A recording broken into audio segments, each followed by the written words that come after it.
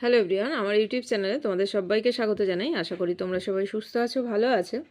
2026 তোমাদের মাধ্যমিকে অস্ত্রের বিরুদ্ধে গান জয় গোস্বামীর লেখা যে ইম্পর্ট্যান্ট কোশ্চেনগুলো তোমাদের খুবই দরকার, তো সেইগুলো আজকে আমি একটুখানি তোমাদের সাথে শেয়ার করব।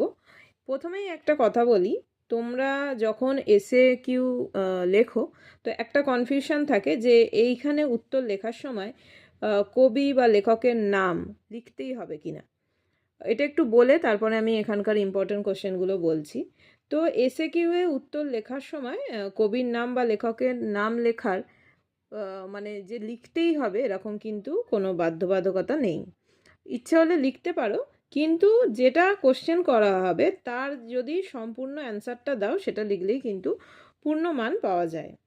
এবার কোন ক্ষেত্রে মানে 3, 4, 5 নম্বরের যে প্রশ্নগুলো থাকে তোমাদের সেইগুলো কিন্তু উত্তর লেখার সময় নাটক, গল্প, কবিতা যেখান থেকে নেওয়া হয়েছে সেখানে কিন্তু মানে লেখক বা কবির নাম এইগুলো কিন্তু অবশ্যই কিন্তু উল্লেখ করবে।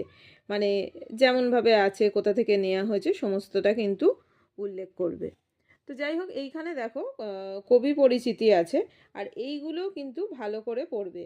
লেখক পরিচিতি বা কবি পরিচিতি এইগুলো পড়লে এগুলো অবজেক্টিভ যে তোমাদের কোশ্চেনগুলো হয় সেগুলো কিন্তু তোমাদের অনেকটাই কিন্তু হেল্প হবে।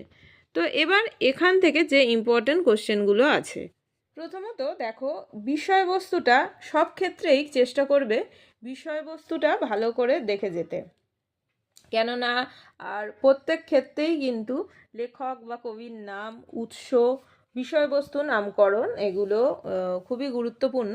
তো এখান থেকে বিষয়বস্তুটা ভালো করে করবে। আর একটা লাইন দেখো, প্রথমেই যে লাইনটা আছে, অস্ত্র ফেলো অস্ত্র রাখো পায়, আবার দেখো এখানে আছে অস্ত্র রাখো অস্ত্র ফেলো পায়। তো এই এই যে কবির কেন এই আহ্বান বা আবেদন, এইটা কিন্তু একটু ভালো করে কিন্তু এটা এটা রেডি করবে। এটা কিন্তু খুব ইম্পর্টেন্ট একটা কোশ্চেন তোমাদের জন্য, মানে এই আবেদনের কারণটা কি এটা ভালো করে করবে। এই যে লাইনটা, এই লাইনটার কথা বলছি আমি।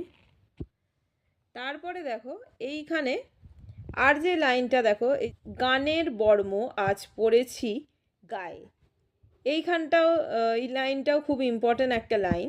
বর্ম কি, কবি তা গায়ে পড়েছেন কেন।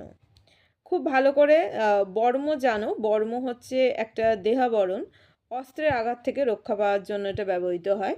তো আমি উত্তরগুলো তোমাদের সাথে আলোচনা করছি না, কেননা এটা হয়তো তোমরা তোমাদের রেডি করা প্রশ্নগুলোই আজকে ইম্পর্টেন্ট কোশ্চেনগুলো বলছি। যদি উত্তরগুলো খুবই দরকার হয় তাহলে আমাকে কমেন্ট বক্সে জানিও, তখন আমি তোমাদের সাথে আলোচনা করে দেবো।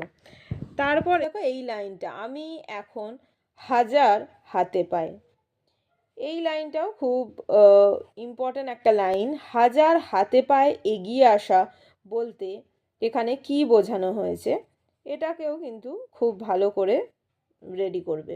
এই যে মাথায় কত শকুন বা চিল, আমার শুধু একটা কোকিল, এই যে এই লাইনগুলো কিন্তু গান বাঁধবে সহস্র উপায়। তো ভালো করে করো এইখানটা।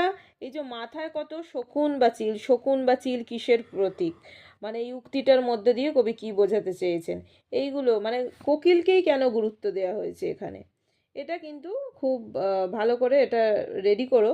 শকুন বা চিল হচ্ছে মাংসাশী হিংস্র পাখি। তো এখানে একটা মানে হিংসার প্রতীক হিসেবে কিন্তু চিল বা শকুনকে ব্যবহার করা হয়েছে। অসুন্দর বা হিংসার প্রতীক হিসেবে কিন্তু এখানে ব্যবহার করা হয়েছে। তো কেননা হিংস্র পাখিদের যে ঠোঁট সেখানে কি হয়, লেগে থাকে মৃত্যুর হাতছানি।